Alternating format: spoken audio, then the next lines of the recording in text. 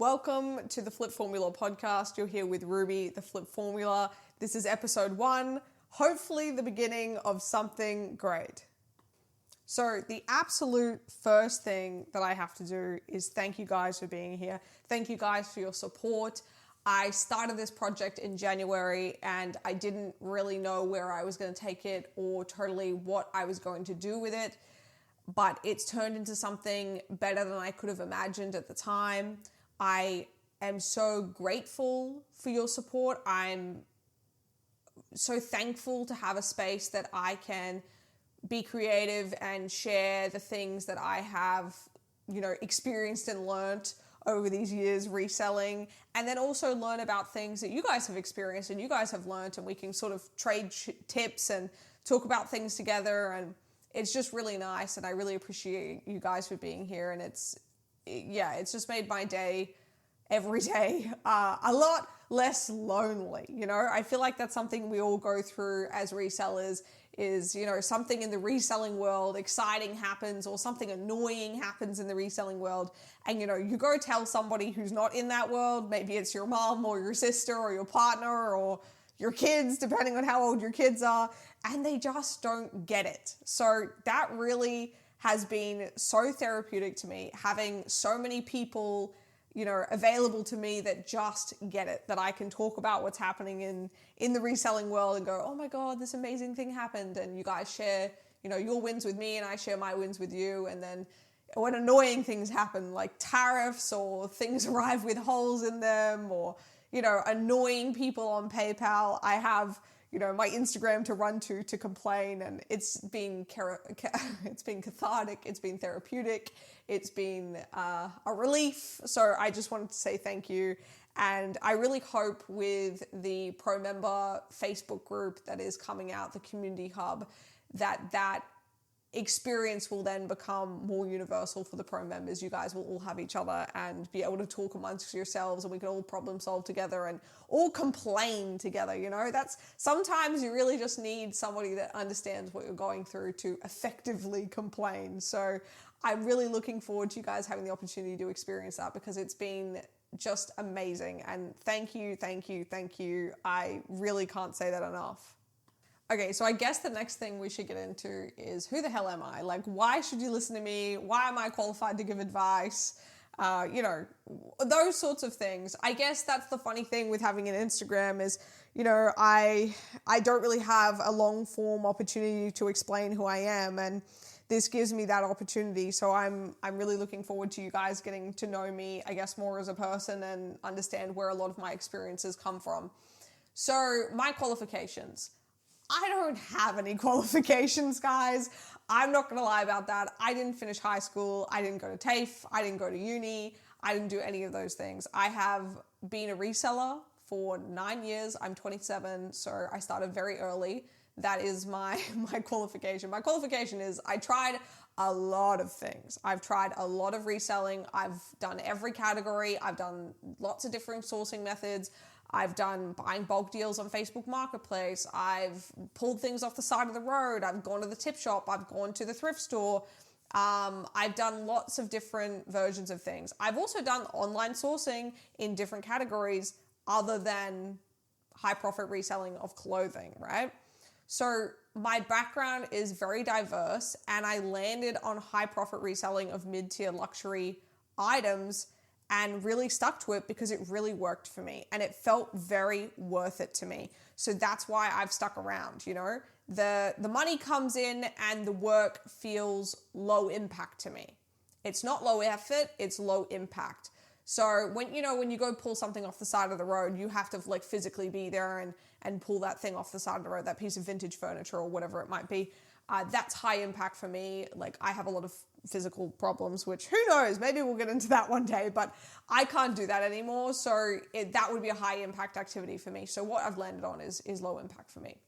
Anyway, back to my qualifications. So I have sold DVDs, books, clothing. I started with vintage clothing. That's how I really got into this whole thing.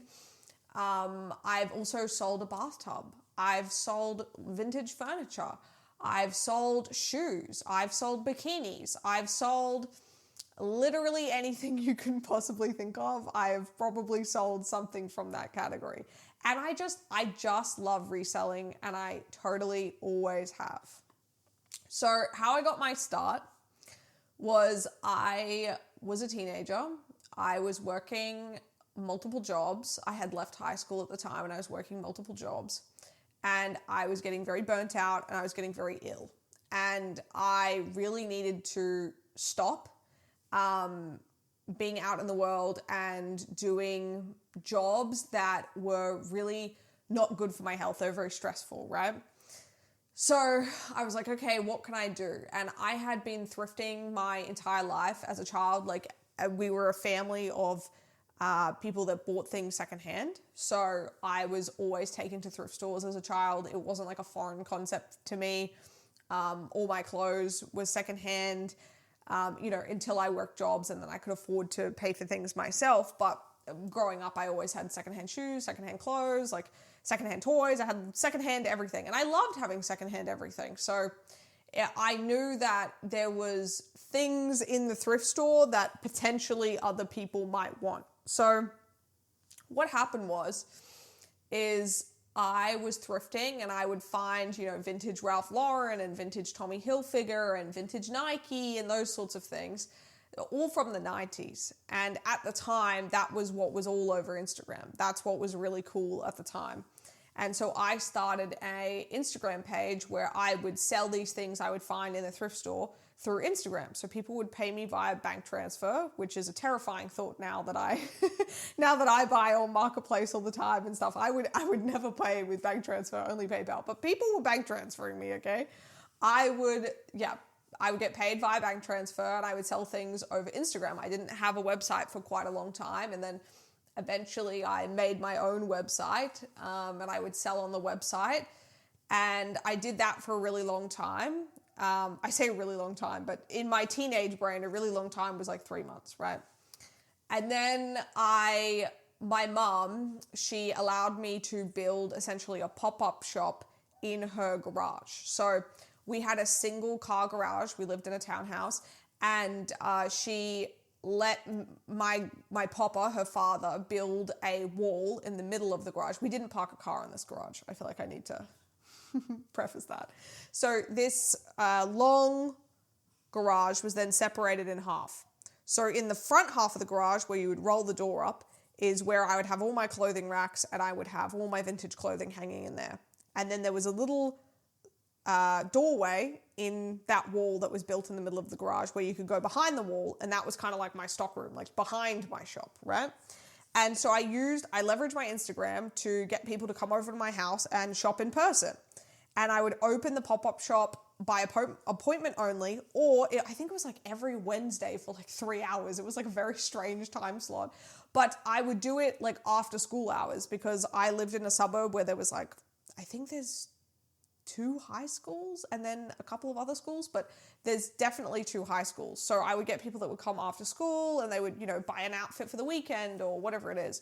And those did really, really well for me. So I really enjoyed that. And then I met a girl who was opening a market in Brisbane. It was one of the first like pre-loved vintage markets. I think it might have been the first in Brisbane. And I bought a booth from her. I think the original market only had like 15 sellers at it. And it was in Paddington. And I sold so much stuff that first market. I couldn't even believe it. My prices were very cheap. I was selling things for like $25, $30, right? So I came home with over $1,000 as an 18-year-old. And I was like, oh my God, like I'm rich. So I was like, this is much better than working, at the bakery for $12 an hour paid in cash, right? So I was like, I think I'm really onto something. So then I just did so many markets as quickly as I could. And, I still lived with my mom at the time. I moved out when I was 18. So this is around the time I'm 17, 18 that, all these things are happening. And then again, through various stages of life, I started eBay again, and I was selling DVDs and media. In between those phases, I was doing curbside, and I was buying vintage furniture on Facebook Marketplace, cleaning it up, taking better photos of it, and then selling it for even more money. One time I bought 800 candle jars and then had to sell those, that'll have to be in its own episode. But I've loved the hustle since the beginning, but as I aged, I was like, I really need something more stable. I really need something that I can rely on. And that's when I really fell in love with eBay. And I started off as an everything seller, which I'm sure some of you are now. I think most people on eBay start as everything sellers. And then I decided to niche down into media. And I remember in my peak media phase saying to my partner, Evan, who I'm sure you guys will hear more about. I said, I'm never going back to clothing ever again. I had gotten so burnt out when I was an everything seller from selling t-shirts for like $40 and dresses for $50 and, shoes for $30. I just found that I would thrift a shirt and then there would always be something wrong with it. I would check it over in the store 100 times and then I would take it home and get it under the ring light and there would be something wrong with it. And it would drive me insane because then I have to disclose it and I've got to write a little disclosure. I've got to take extra photos. It just was so hard. Whereas with a DVD, it was so easy. I could do the front, I could do the back, and then I would open it and I would take a photo of the disc, and it was just straightforward. It was easy. There was no surprises. There's either scratches on the disc or there's not. That's the only variable. And I said to Evan, I'm never doing clothing ever again, okay? And then I was doing listings and listings and listings. With DVDs, you have to do large volume. So I was doing so many listings a day. And I thought, I need to raise my ASP. I need to raise my average sale price because then I can sell less DVDs and still make the same amount of money. Anyway, long story short, I was led back to clothing somehow. I'm trying to remember what the item was that got me back on the track. I think it was an Alex Perry dress. But I got back on the track and I thought, you know what? I can do clothing again, but I can only do it if it feels worth it to me. And then I really sat down and I thought about, okay, what amount per item do I need to make for clothing to feel worth it to me? And then if I just stick to that amount and I never bend my metric, then I'll be happy. Then it won't grate away at me to do it, right? And that's what I did. I stuck to that metric. I think at the beginning it was only like $40 profit per item or something like that. And it felt really worth it. And I was like, okay, I'm going to keep going with this. I'm going to keep going. And then I was able to find so many items online that hit that metric. I was like, oh my gosh, this is crazy. I can't believe it. And then I raised my ASP. So I raised my average sale price, which again raised my profit because I have a set profit metric. Again, this is hard for me to explain while telling a story, but yeah, I raised it and I was like, okay, I guess I want to make $50 profit per item. I guess I want to make $60 profit per item. And I eventually stopped doing DVDs at all because then they didn't feel worth it. They weren't making me as much money as easily as the clothes were, which was shocking to me. It was truly shocking because I thought I was so in love with DVDs because they were just so easy. They were so mindless to me. I felt like I could just turn my brain off and I could just lock in and do DVDs and not really have to think too much. But the clothing, I realized, I could spend $100 and sell something for $250. That blew my DVD mind. Because most of the time with DVDs, you're buying them in these huge quantities. And so your cost of goods is very, very, very low. And then you're buying something for 20 cents and you're selling it for $20. And I felt like I'd figured out infinite money glitch with DVDs, right? But the volume of work was very consuming. So I was like, okay, I got to get out of here. And high profit clothing. I like that I get to really flex my research bone and my research muscle, I guess. It wouldn't be a bone if I'm flexing it. It'd break if it was a bone. So I get to flex my research muscle. I like that I get to look at data all day and research comps and really speculate on what I'm doing. I really enjoy that sort of thought.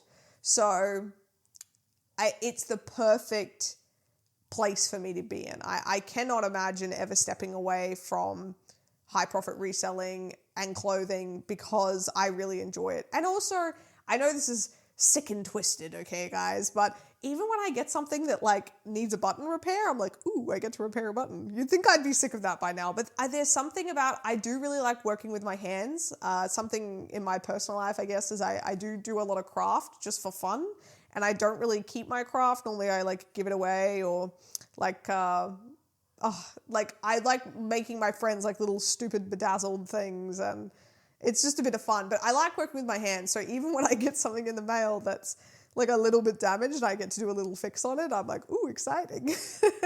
But yeah, clothing is for me, and it's just funny. It's so full circle because I started with clothing and I've ended with clothing. And obviously, again, I'm 27. Who knows what's going to happen, right? But I feel like this is where I'm supposed to be. Like this, it feels right to me.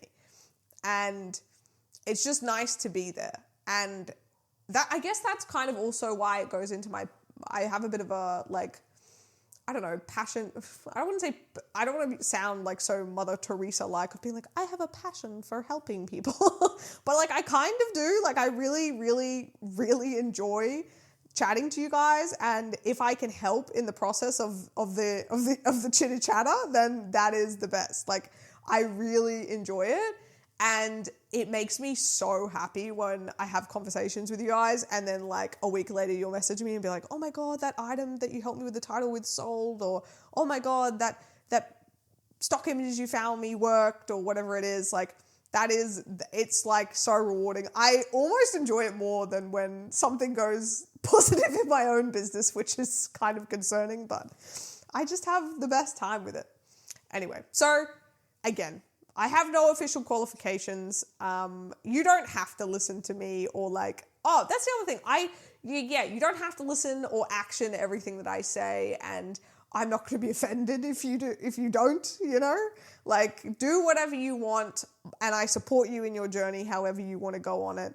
And a lot of my reselling opinions are sort of like, I call it like a Franken opinion, you know? Like, it's like a Frankenstein of all the little things I've heard. Like, I've watched a lot of YouTube and sort of looked at a lot of eBay accounts and kind of reverse engineered why they're doing things a certain way, and then kind of taken bits and bobs from everybody and smashed it all together to make my own thing. I actually have a lot of habits from my DVD days that have laid over into this business, which I do see that there's not a lot of crossover between people that have done like somewhat large volume, like small hard goods, and then have gone into clothing, I guess because they're just like two kind of different worlds in the way that you source and the way that you buy. Like, the whole thing is kind of different.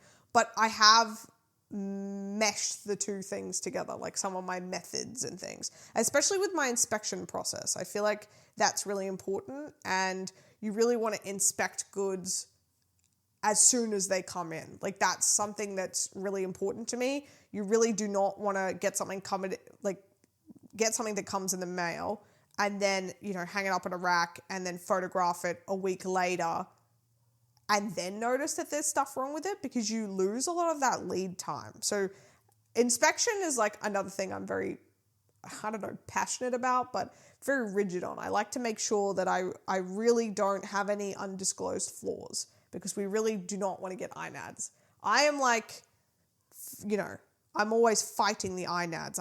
I want to keep them away from me, make sure I don't get any. I'm doing like little kung fu movements right now, by the way. You can't see me, but I promise I am. Like, that's how I feel. Like, I want to like keep them away from me. So I'm always like making sure that there's nothing wrong with them. Even like smells, which I don't even think you can get an INAD for, but I will make sure nothing smells. I hate smells. I hate all smells. I hope I can smell nothing at all times. That's my hope in life, right? And there is nothing worse than when you open a sourcing package and it smells like insane levels of perfume. Like they've essentially like drenched the perfume bottle into the satchel. There's nothing worse than that.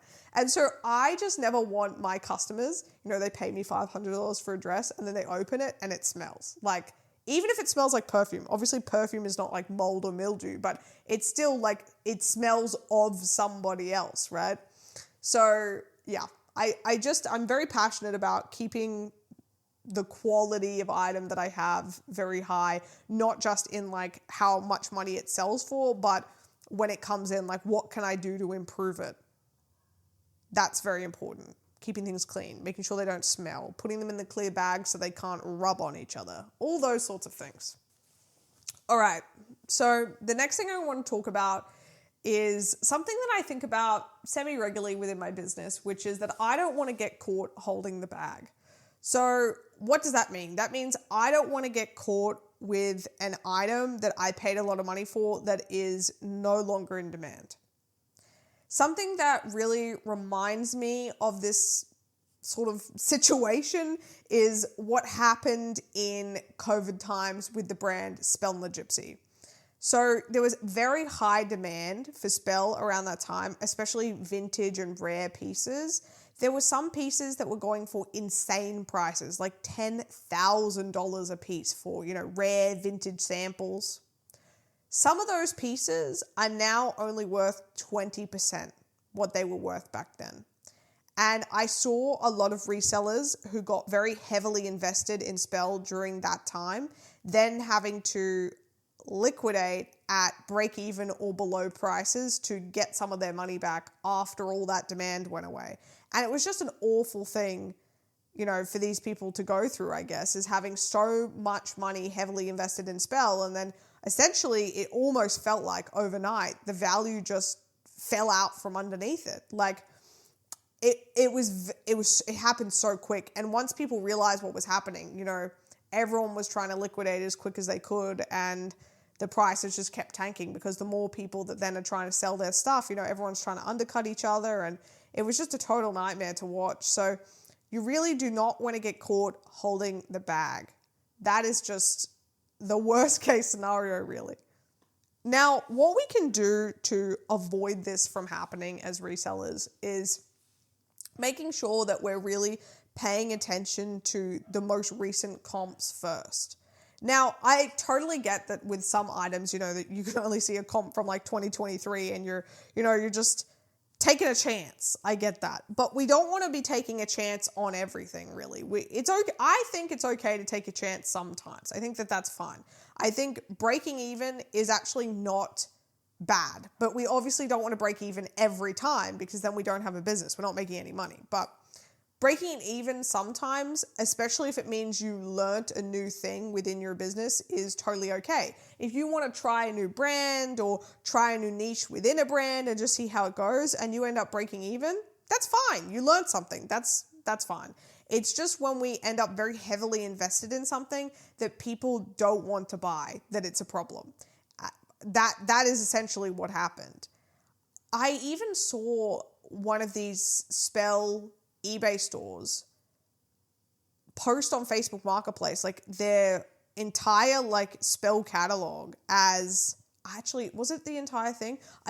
Now I'm reflecting, I don't think it was the entire thing, but it was a very large catalog and they were trying to sell them off in bulk to like somebody else. And that's the sort of thing that will happen when you buy 100 pieces and you're at break even or lose money on all of them because the value has just fallen out from the bottom of them.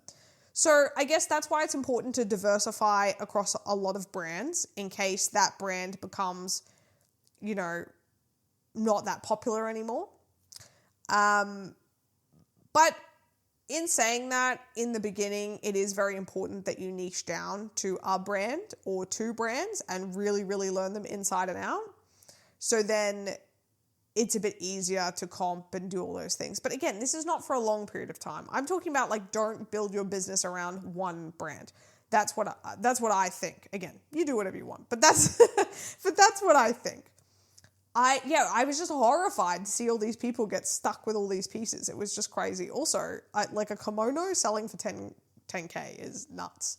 So maybe if you guys are interested in that, I'll see if I can dig up some of the old posts from that time period of when things were selling for like 5,000, 8,000, 10,000. I swear there was like even a rare jacket or something that sold for more than that. But again, if you guys are really interested in that, I will bring it up because I say bring it up, I mean like post it on my Instagram story so you guys can see. But I was reading through all these old spell posts going, what the hell? These prices are crazy. My experience with spell is I have sold a few items for around that $2,000 mark. And that is crazy to me. And these are not silk. They are like rayon. So the value is not in the fabric. It's purely in the demand for the item. These items are so rare. There's very minimal numbers of them out there. And there are a lot of very intense collectors for that brand. So you can get insane prices for some pieces. But they are so hard to find. Like really hard to find. Like I know what they are, and I'm looking, and I haven't had one in, I'm trying to think. I had 2 really old spell pieces in January that sold for around $400 to $500 each, but I haven't had one that has sold for over 1,000 in quite a while. I think the last one I had was in November. And that's with me looking every day and knowing what I'm looking for. Like, it's very hard. But it's worth learning because who knows? You might be at the Byron Bay markets and some lady is just out there cleaning out her closet and she's got 5 of them. So you should definitely have a look, learn, go into these brands, especially ones with really big collector markets. Like, that's really where you want to be to try and just put yourself in the position to get lucky, you know? You might have already seen a crazy spell piece that you could have made a lot of money on and not have even known what you were looking at. That was definitely my experience when I started selling spell and I was looking for like, you know, recent releases or something that were undervalued. And then I found out that the pieces that were worth the most money were specific old pieces. And I had to really learn about what made the difference between a dress that's worth $2,000 to somebody and then another dress from the same collection that's just as old that's only worth $200. Like what is the defining factor?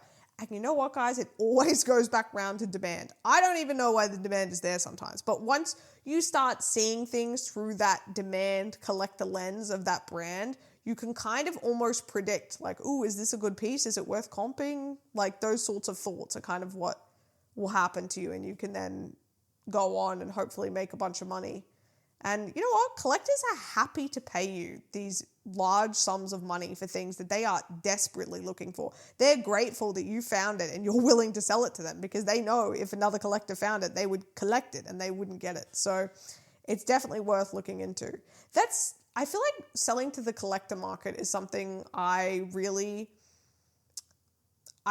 have from when I was an everything seller and getting like action figures and rare books, or there are actually rare DVDs. That was something interesting. I sold like a Scream DVD to somebody in America for like $100 just for a DVD because it was rare. So yeah, sell to collectors. Figure out what the collector pieces are. Like with Alame, I feel like Cleo is the favorite collector pattern. I think the Cleo pattern, that pink pattern with all of those like Greek little things on it. I think they're Greek. They look like they'd be in like an art gallery, those little things. So yeah, knowing what the collectors want so then you can find it for them and then sell it to them is very important. Alrighty guys, for this segment, I have a guest. I know, first podcast, I have a guest already. Who am I, okay? The girl that doesn't leave her house managed to find a guest. Guess what? It's my sister, Josephine. All right, say hi. All right, my name's Josie, yeah? That's not the legal one, but anyway. It'll be Josie Flip in the Flip Formula Facebook group. Yes, so Jose is my Canva queen, my admin extraordinaire. So when you're in the Flip Formula Community Hub Facebook group, anything that goes wrong in there, technically, is Jose will be fixing it. Jose keeps everything running, basically. So when you see my pink posts in the Flip group, and there's all those things that say, oh, this is how you bulk edit your eBay listings and stuff like that. I send her the information, and then she converts it into a beautifully looking piece of information. She makes it pink and well presented. Yes, thanks to Canva. Yes. Our queen. The Flip Formula, supported by Canva. Supported by Canva, Yeah. truly. Yeah. So, yes, that's what you'll be doing in there. Yes. I'm still answering all your reseller questions. Obviously, I can't possibly shut up about it. And I will not be able to answer them. So. Jose just keeps everything running in the background. Even questions, questions about, I can't get into the group, my profile is not showing up, or, I can't get into the Vero stock image library, as things much like as that. I would like to be the tech wizard in the family, I'm not. Well, I know, because I know that Ruby's lovely reels are so amazing, but actually that's impressive because her phone is a disaster. Yeah, the inside of my phone is a bit of a mess. Hey, but it's a mess that I know how to get through. Okay? True. I don't no one have else any, has to. Yeah, I'm the one using my phone. But reels, oh my God, making reels and figuring out how to do a voiceover, figuring out how to cut clips together. Steep learning curve. Nearly killed me, honestly.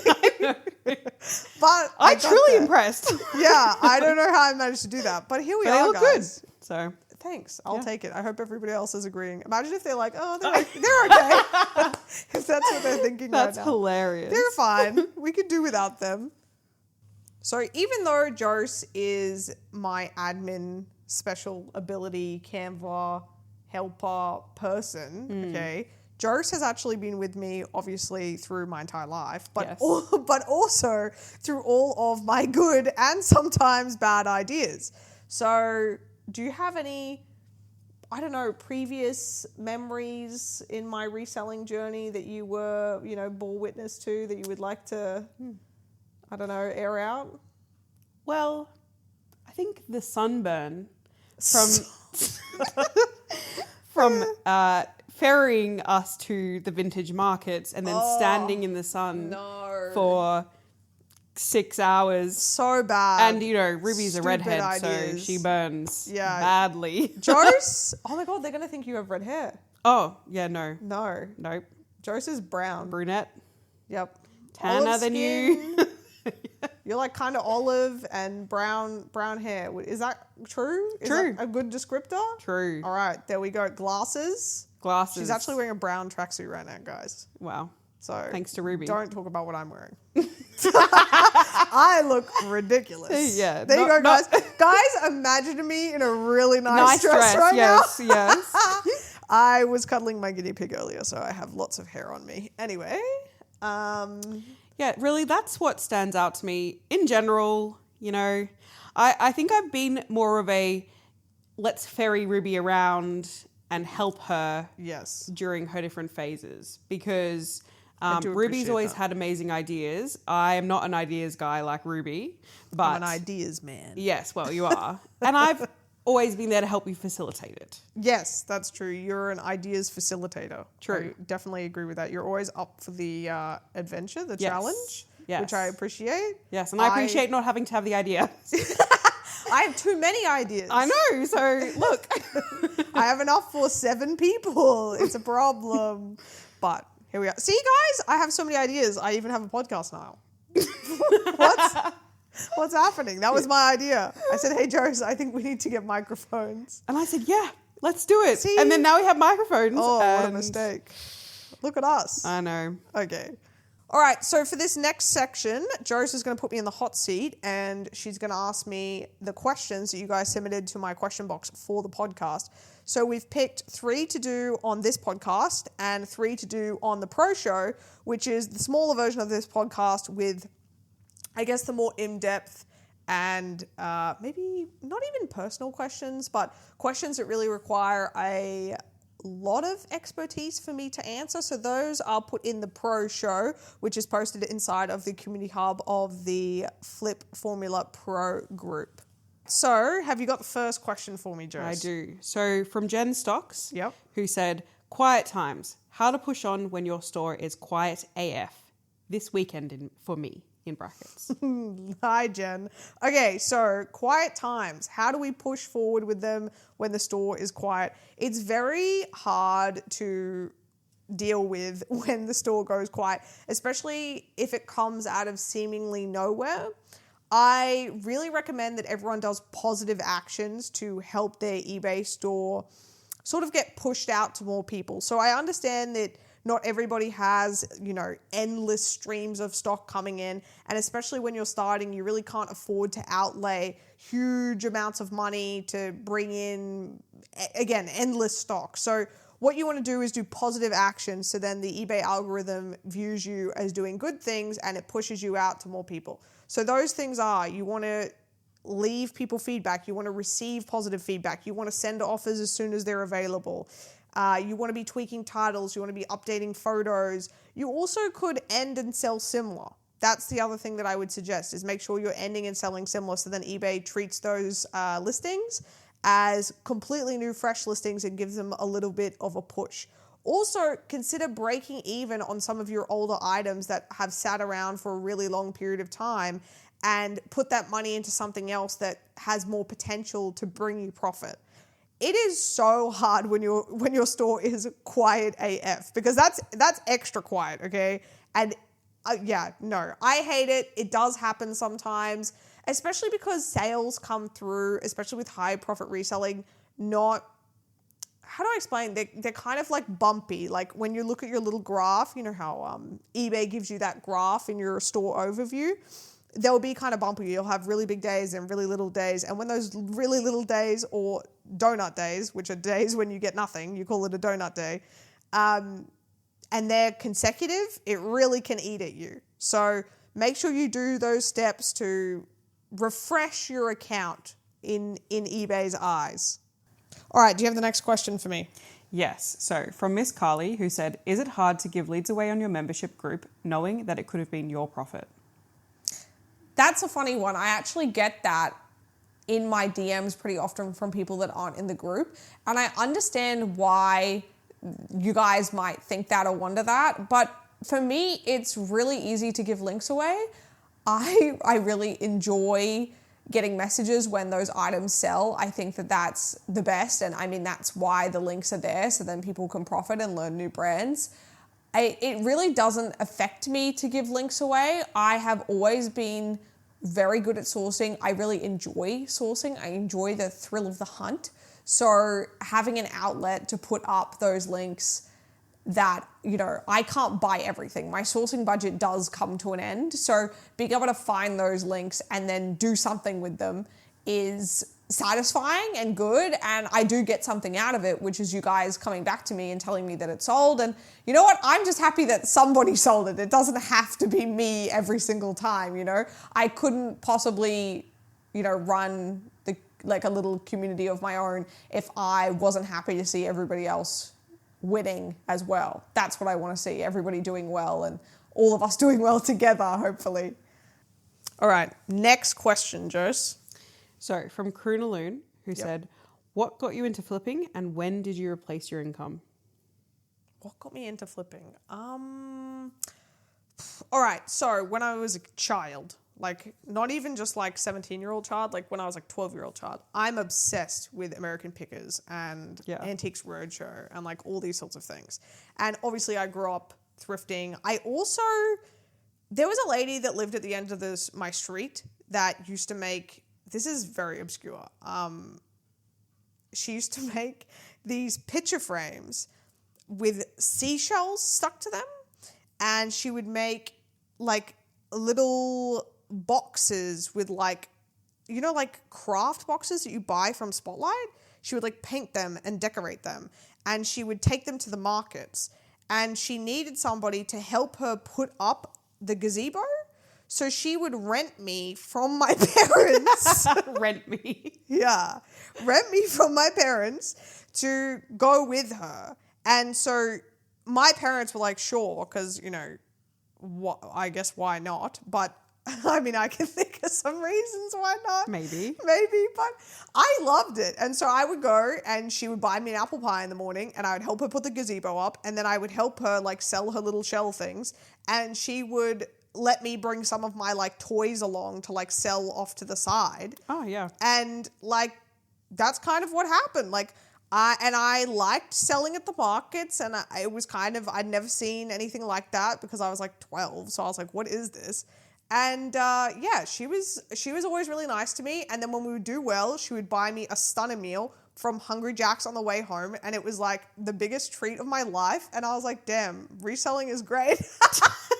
It starts with an apple pie and it ends with a Hungry Jack's meal. I was like, I am chilling. So that's kind of what started it. I mean, I know that's a very unserious answer, but I feel like I gave a serious answer earlier in the podcast, which if we're really serious is obviously me running that pop-up shop when I was like 17, 18 in my mom's garage. And that really, you know, inspired me and encouraged me to, you know, really make something out of this passion that I have to resell things. And I like finding things, the thrill of the hunt, and then I like people being really excited about the things they get from me. It makes me happy. All right.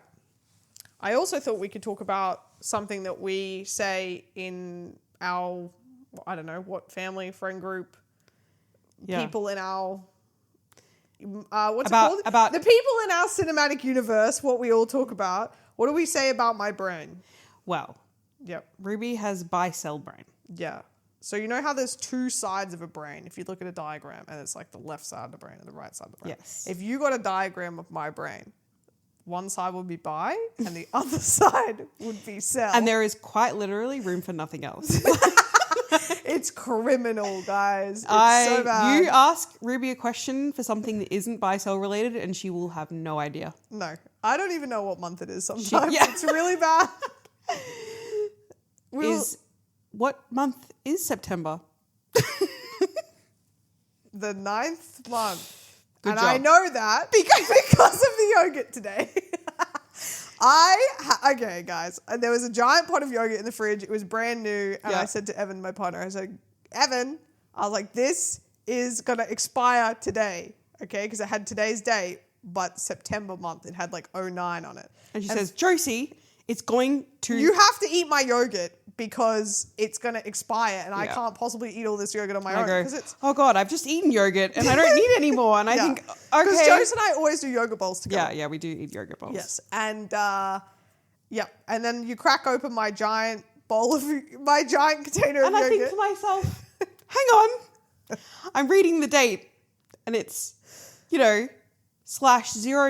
Yeah. And I'm like, which is clearly at my phone. August if you're me. I'm if looking you're at my, me, I know, that's looking at my phone August. and I'm thinking, I'm being gaslit now by Ruby in my brain. And I think, hang on, it's not expiring for a month. Yep. So there was no yogurt emergency. Well, to me there was. It existed for me. But to that point, anything that isn't buy-sell related gets chucked out the window of Ruby's brain. Yeah, don't ask me if it's not buy-sell. Yeah. That's why you guys and I always have the best chats, because it's always buy-sell related. And I love talking about buy-sell because 99% of my brain is buy-sell. And I guess essentially that's why I'm here, because, you do the buy-sell and I'm tech, admin, support. Anything that's adjacent to buy-sell, like, setting up my photography station, I can do that. Yes. Or, talking to my buyers. Like Reels. I can do that.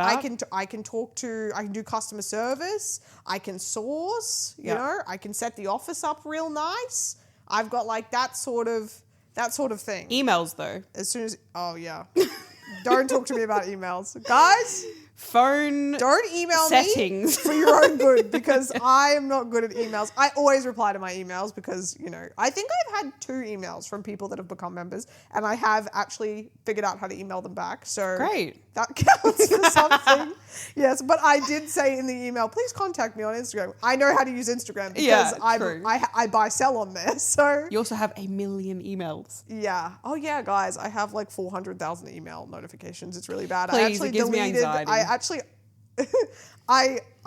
is it called? I logged out. I logged out from all my emails in the mail app because it was like so diabolically bad. So I do, but again, I keep my buy sell email nice and clean. It's True. just my It's personal, adjacent. It's just my personal email that's a mess. Yeah, see, I'm telling you, buy, sell only. Yeah, see, buy, sell keeps my life in check. Yeah. This is true. Okay, so we're going to answer 3 more questions. What are those questions, Jose? So from Miss Elia, who said, brands you'd never buy again as a reseller that were once your holy grail items. Yep, that's a good one. Then the second is love the pre-love. Roughly how many items do you currently have listed? To do full time, how many do you need? And then the third is, this is Lena. When would you end and sell similar on an item with lots of watches?